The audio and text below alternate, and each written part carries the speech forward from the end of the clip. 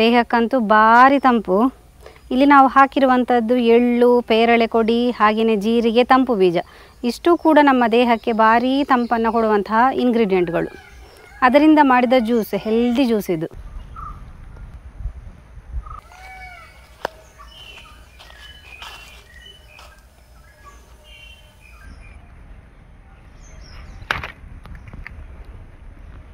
Friends ನೋಡಿ, ಇದು ನಮ್ಮ ಚಿಕ್ಕದಾದಂತಹ ಒಂದು ಪೇರಳೆ ಗಿಡ, ಚಿಕ್ಕ ಸೈಜ್ ಇದೆ, ಆದರೆ ಅದರಲ್ಲಿ ತುಂಬ ಕೊಡಿ ಇದೆ. ನಾನಿವತ್ತು ಈ ಕೊಡಿಯನ್ನೆಲ್ಲ ಉಪಯೋಗಿಸಿಕೊಂಡು ತಂಪು ಜ್ಯೂಸ್ ಮಾಡ್ತಾ ಇದ್ದೇನೆ. ತುಂಬ ದೇಹಕ್ಕೆ ತಂಪದು. ಇದನ್ನು ಹಾಕಿ ಬೇರೆ ಬೇರೆ ಇದರ ಜೊತೆಗೆ ಇಂಗ್ರೀಡಿಯೆಂಟ್ ಹಾಕಲಿಕ್ಕೆ ಉಂಟು. ಯಾವ ರೀತಿ ಮಾಡೋದಂತ ಹೇಳಿ ವಿಡಿಯೋದಲ್ಲಿ ನೋಡುವಲ್ಲ. ಹಾಗಾದರೆ ವಿಡಿಯೋ ಸ್ಟಾರ್ಟ್ ಮಾಡುವ. ನಾನು Asha Udupa Kateel, welcome back to Karavali mirror. ನೋಡಿ, ನಾನಿಲ್ಲಿ 2 ಚಮಚದಷ್ಟು ತಂಪು ಬೀಜವನ್ನು ತಗೊಂಡಿದ್ದೇನೆ, ಕಾಮ ಕಸ್ತೂರಿ.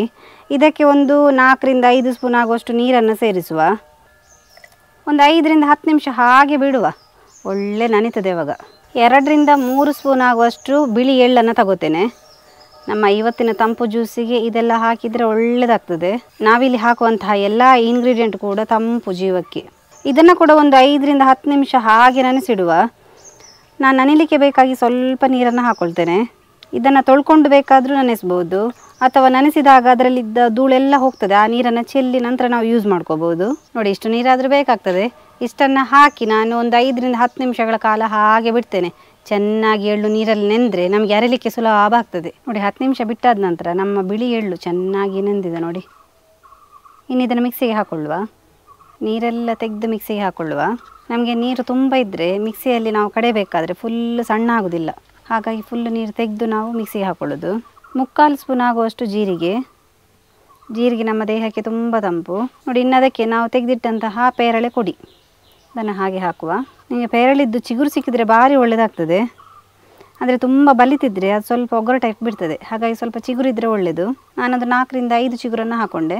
ಇನ್ನು ನಾವು ಇದಕ್ಕೆ ಒಂದು 2 ಸ್ಪೂನ್ ಆಗುವಷ್ಟು ನೀರನ್ನು ಸೇರಿಸುವ, ತುಂಬ ಬೇಡ, ಮತ್ತು ನೋಡಿಕೊಂಡು ಸೇರಿಸಿದರೆ ಸಾಕು. ಫುಲ್ಲು ಒಂದು ಸಲ ಸಣ್ಣ ಆದ ನಂತರ ಬೇಕಾದರೆ ನೀರನ್ನು ಸೇರಿಸ್ಕೋಬೋದು.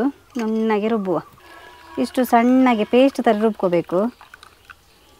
ತಂಪಾದ ಜ್ಯೂಸಿಗೆ ನಾನೊಂದಿಲ್ಲಿ 3 ಐಸ್ ಕ್ಯೂಬನ್ನು ಹಾಕ್ಕೊಳ್ತಾ ಇದ್ದೇನೆ. 1 ರಿಂದ 1.5 ಸ್ಪೂನ್ ಆಗುವಷ್ಟು ಸಕ್ಕರೆ, ಹಾಗೆಯೇ ನಾವು ಕಡಿದಿಟ್ಟಂತಹ ಎಳ್ಳು ಪೇರಳೆ ಮಿಶ್ರಣ. ಸ್ವಲ್ಪ ನಾನು ನೀರು ಸೇರಿಸಿಕೊಂಡಿದ್ದೇನೆ.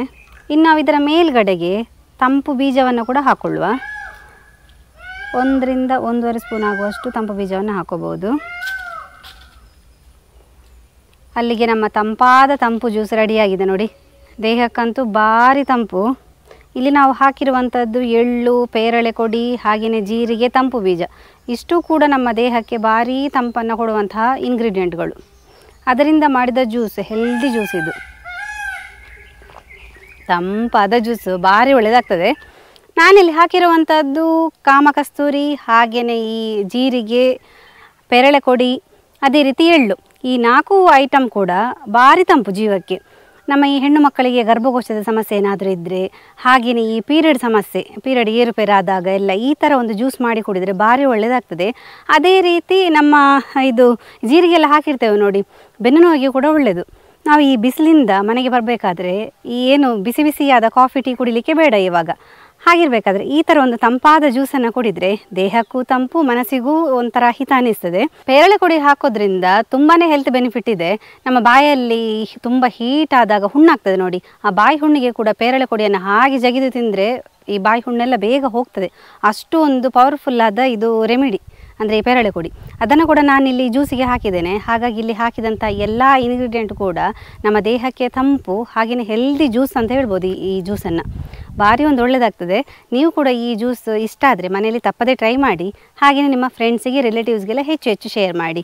ಯಾರಾದರೂ ನಮ್ಮ ಕರಾವಳಿ ಮಿರರ್ ಚಾನಲ್ ಹೊಸಬರು ನೋಡ್ತಾ ಇದ್ದರೆ ಸಬ್ಸ್ಕ್ರೈಬ್ ಮಾಡೋದನ್ನು ಮಾತ್ರ ಮರಿಬೇಡಿ. ಹೀಗೆ ನಮ್ಮ ಚಾನಲ್ನ ಸಬ್ಸ್ಕ್ರೈಬ್ ಮಾಡಿ, ಸಪೋರ್ಟ್ ಮಾಡಿ, ಫಾಲೋ ಮಾಡ್ತಾ ಇರಿ. ನಾವು ಇಂಟ್ರೆಸ್ಟಿಂಗ್ ವಿಡಿಯೋದೊಂದಿಗೆ ಮುಂದೆ ಸಿಗ್ತಾ ಇರ್ತೇವೆ. Thank you.